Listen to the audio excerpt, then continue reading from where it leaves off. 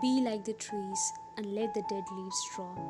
At times, I just observe the trees and plants around me, and I'm just taken aback by the way they function in such harmony. They are so in tune with the nature that I don't see any resistance whatsoever in their way of living. They don't fight with the flow of their way of life. They don't resist the change of their seasons. They don't argue with the change in the direction of wind. They don't cry when the autumn comes and take away all its leaves. They don't laugh when the spring comes and decorate its branches with flowers. Instead, all the tree does is to stay present and let the life happen.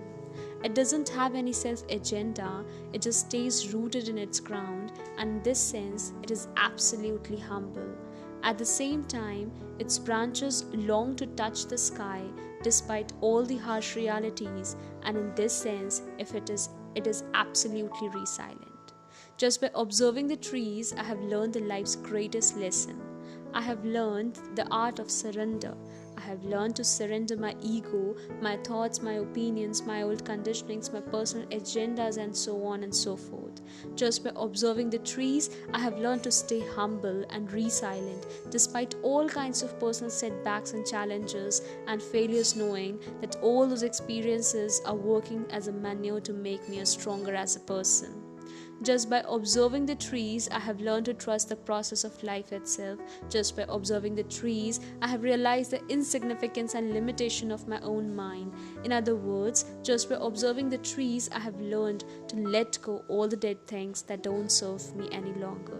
Now let me write down all the dead things, dead thoughts, dead ideas, dead conditionings, dead perceptions, dead philosophy, dead beliefs that I held on for so long and don't serve me any longer. Let me write down all the negative and depressing thoughts that tortured me for so long that I have finally learned to let go. Thoughts like, I'm not worth it, I can't do it, people won't like me, I'm not enough, I must be perfect. Without realizing what I feel as my weakness is purely a subjective perception, what I call my biggest weakness can be transformed into my biggest strength. Just like the way our biggest strengths sometimes turn into our biggest weakness, it is all about our perceptions. In other words, you don't have to be perfect. Perfection means you are dead.